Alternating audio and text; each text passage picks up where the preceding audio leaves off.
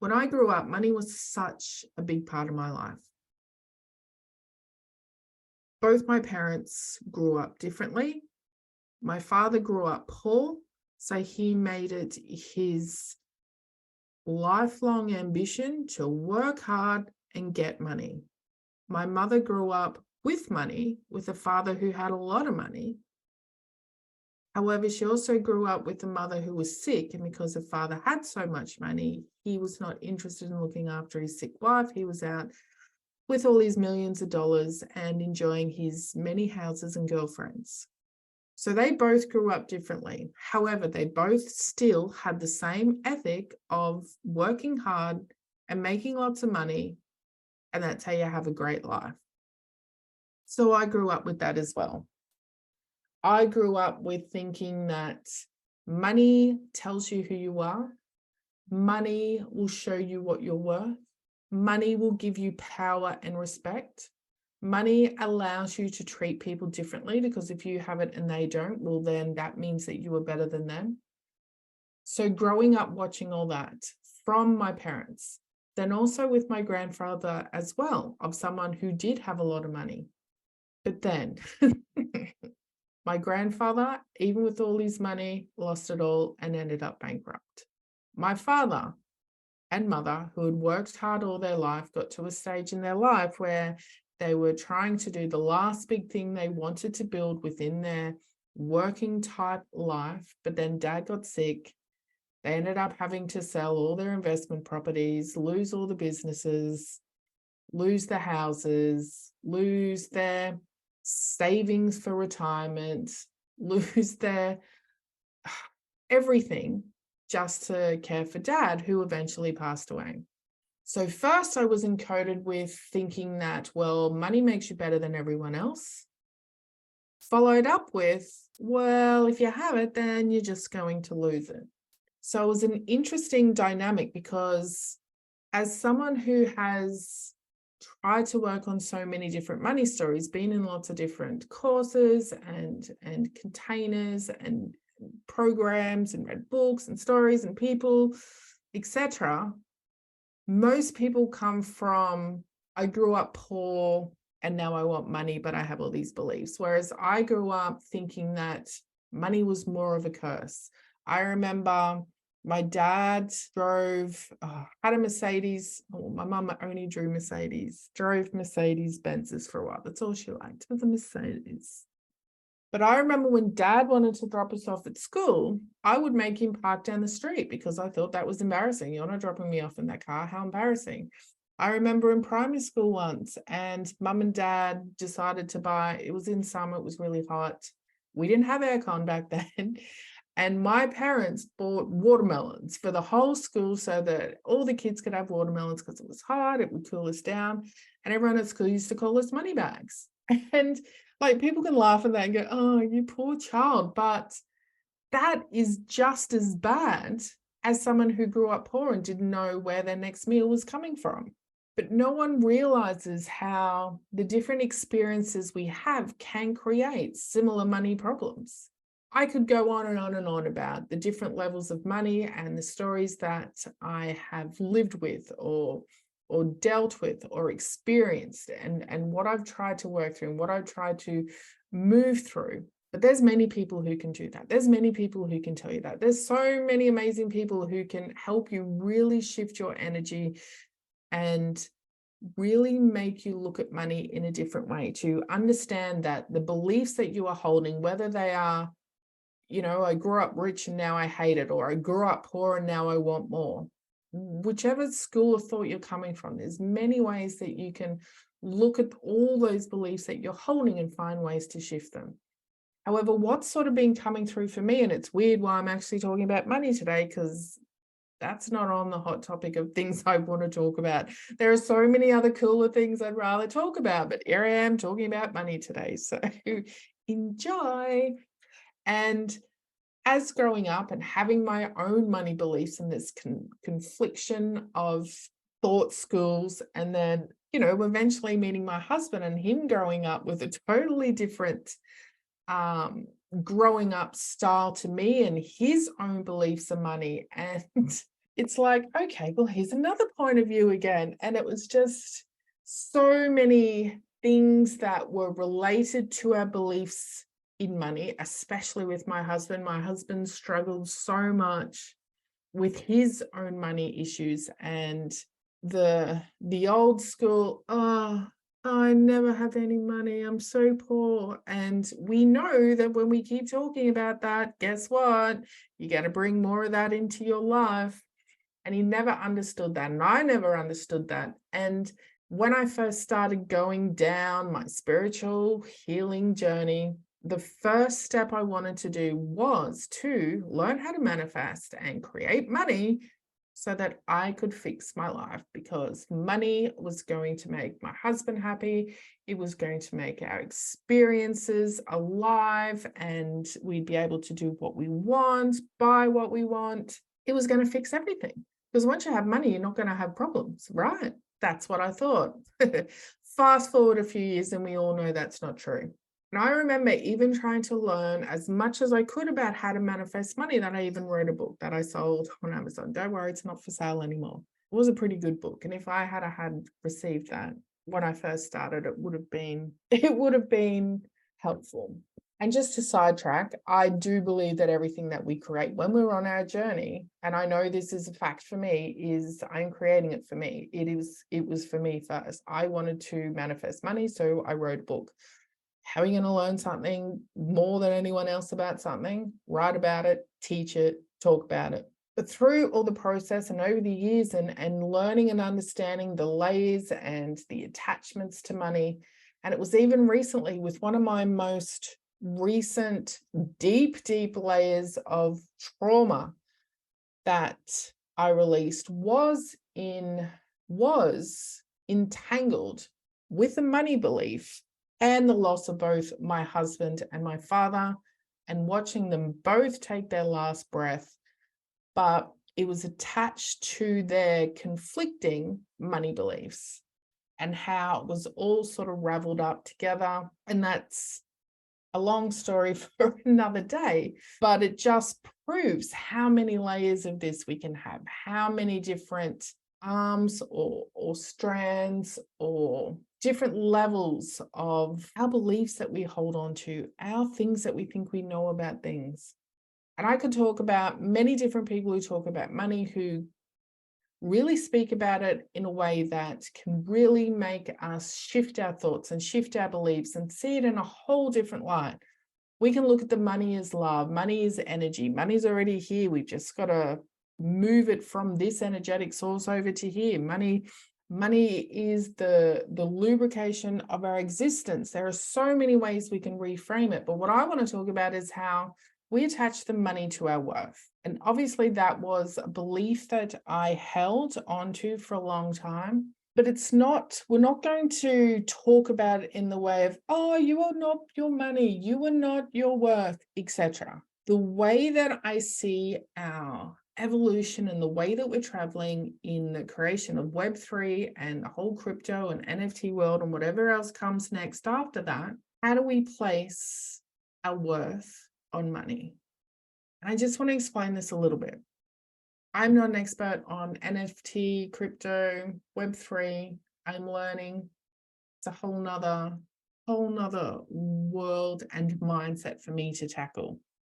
But if you can imagine an NFT as a digital asset. So say, for instance, I created a piece of digital art and it had a line and a dot on it. And for whatever reason, I was really popular in the NFT world and everyone thought that was amazing and they all wanted it. And when I released that digital image for sale, someone paid an equivalent of, I don't know, let's just say $10 million, which would not be $10 million because it would be in the cryptocurrency, whatever we're using.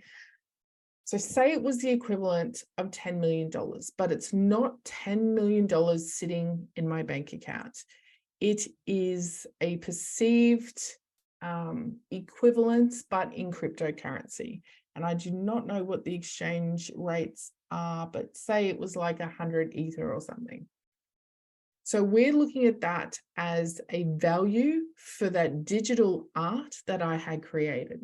That value is literally just numbers locked into a online wallet, which is based on code backed up by computers and servers around the world. It's not looking at it as money like you would in your bank account. It's not like you can go to a bank and say, oh, hey, can I withdraw $1,000? I mean, yes, in your digital wallet, and depending on who you use and where you have it and where you put it to, you can withdraw it as cash.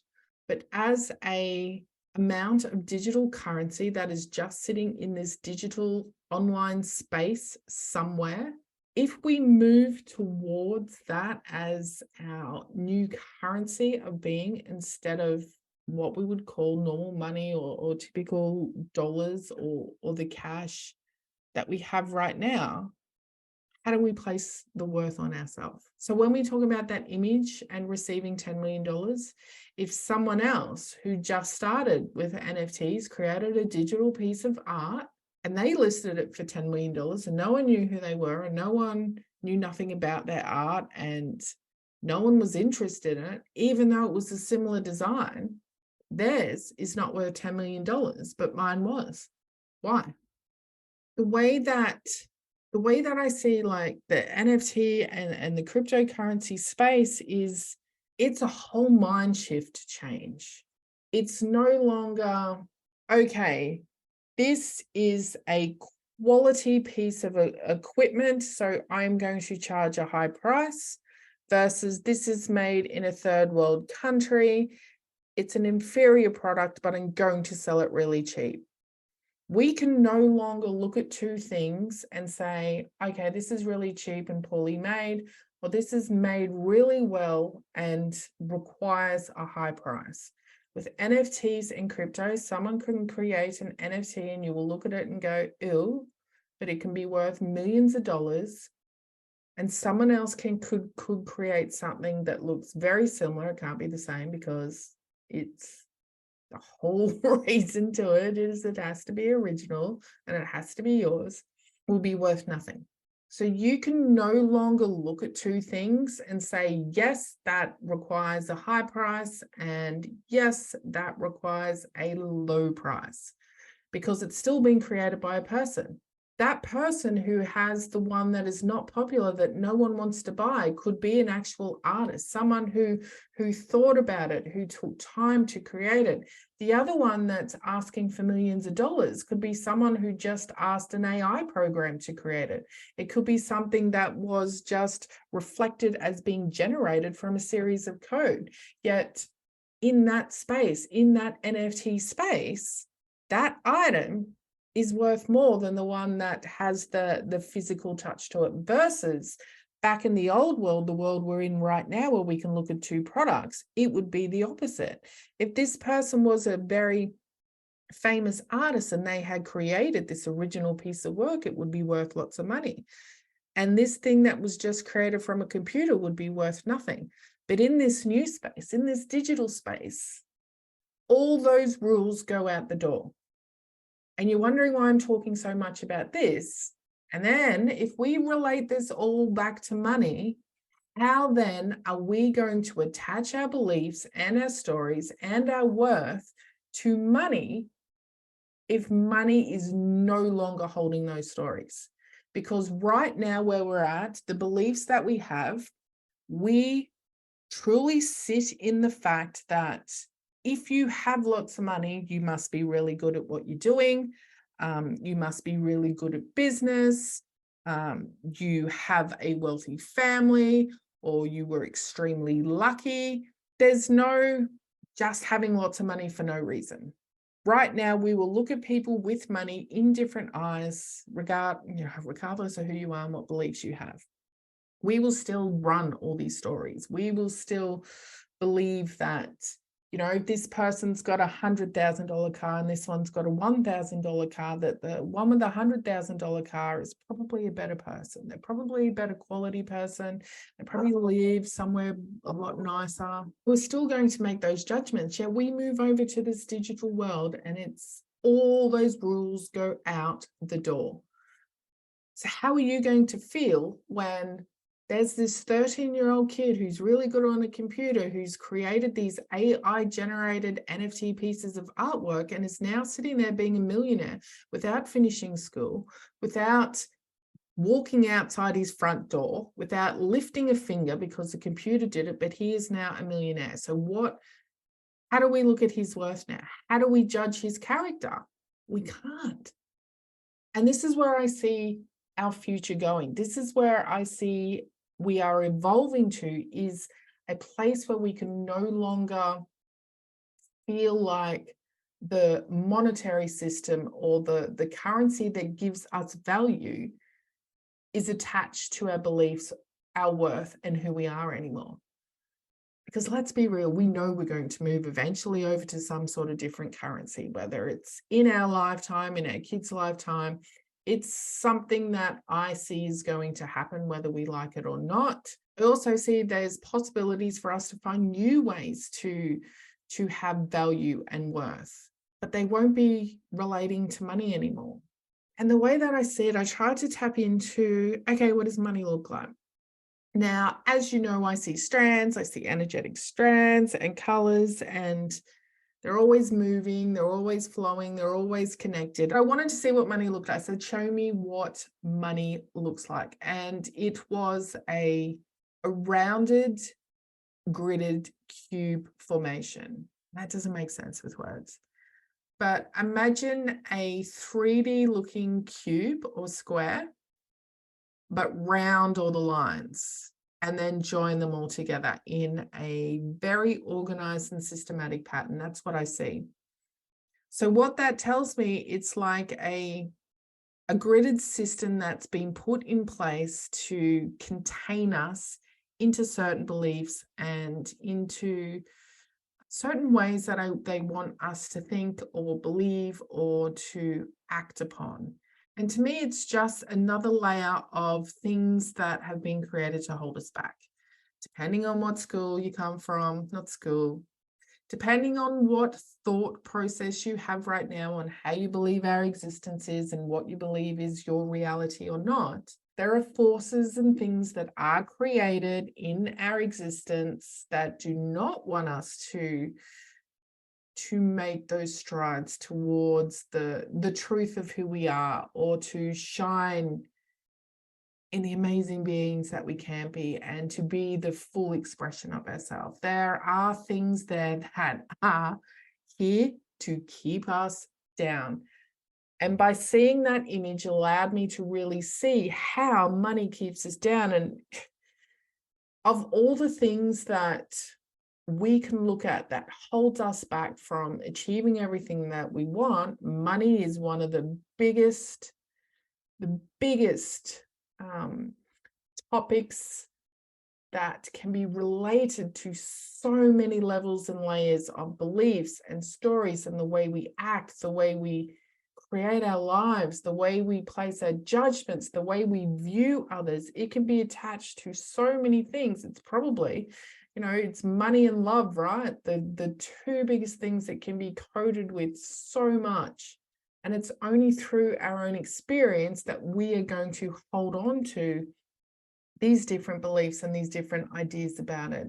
And that's why I look at this whole new digital world that we're eventually moving into as not being something that, yes, okay, a lot of us don't understand it, but I feel like there's also a level of it that's going to help us release from the attachment that money has on us, because we're going to start viewing things in a different light. And if our kids are starting to grow up with the understanding of NFTs and cryptos in this new space, they won't hold on to that value of money that we have, that we grew up in, because they're going to have a whole new set of values.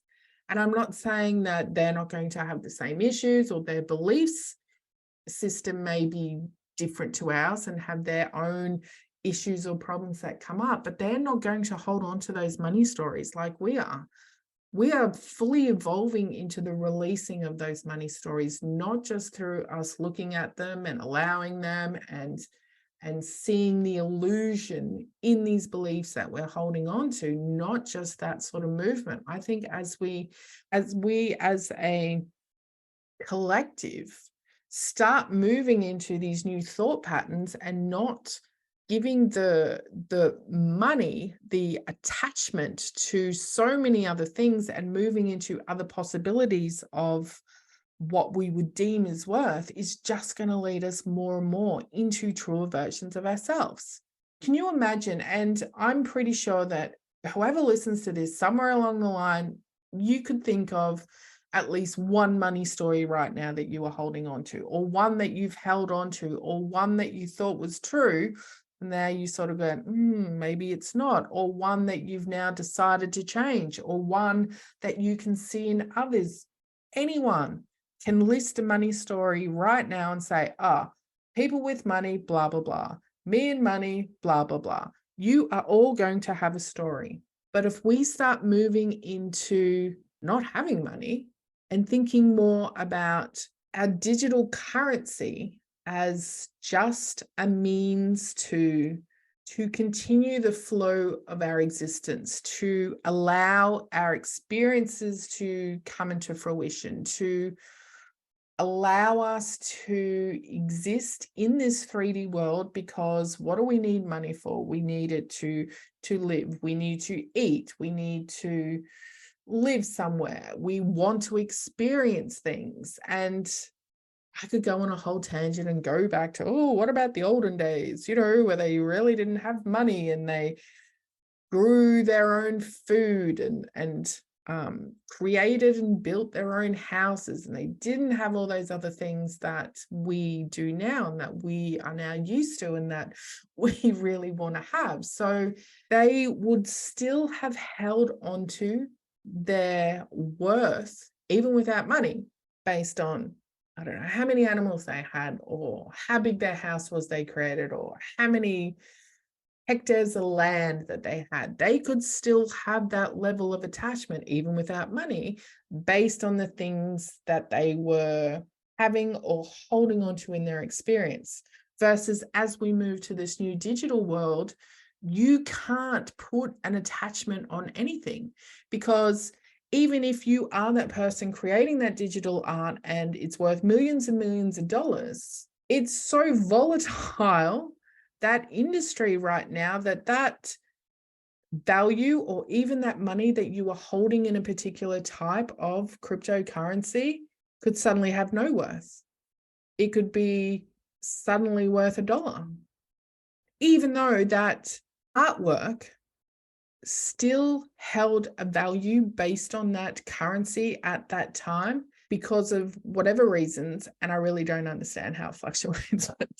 Then if we can understand that that value can then drop, we can no longer attach value to anything. We can no longer say with certainty, that is worth that. That is worth that. It is all open for interpretation. We can no longer hold on to that. How are we going to determine our worth? And that's the $1 million question.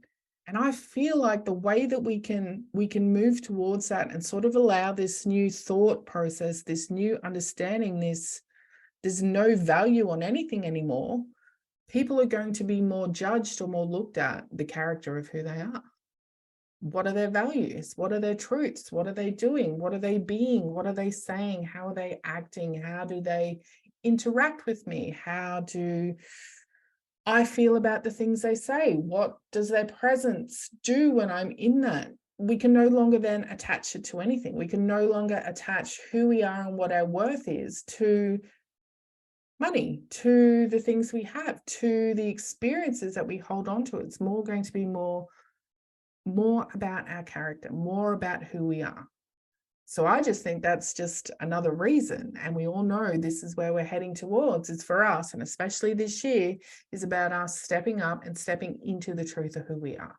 regardless what everyone thinks about us, regardless of all those fears and beliefs that we're holding on to. It's just us really getting in tune with who we are. What do we value? What do we like? What do we do? What do we want to do? How can we help others? How can we share in the experience? How can we do things that light us up, that bring us joy? How can we create new things? How can we be something different? And I think it's really going to move more into the energy of that, instead of the old school, well, oh, that person's a millionaire because he went to school and got a great education and worked really hard. We're nowhere near there anymore. Like, no one cares about that stuff. That may have been very important and popular a long time ago. We're not there yet. And we are just the people now who are moving through that. And if we just stay open and allow the things that are evolving around us that are here to assist us move into this new reality, into this new ideation, I think, the future of possibilities for us are literally going to be endless. Anyway, guys, I'll be speaking to you next week.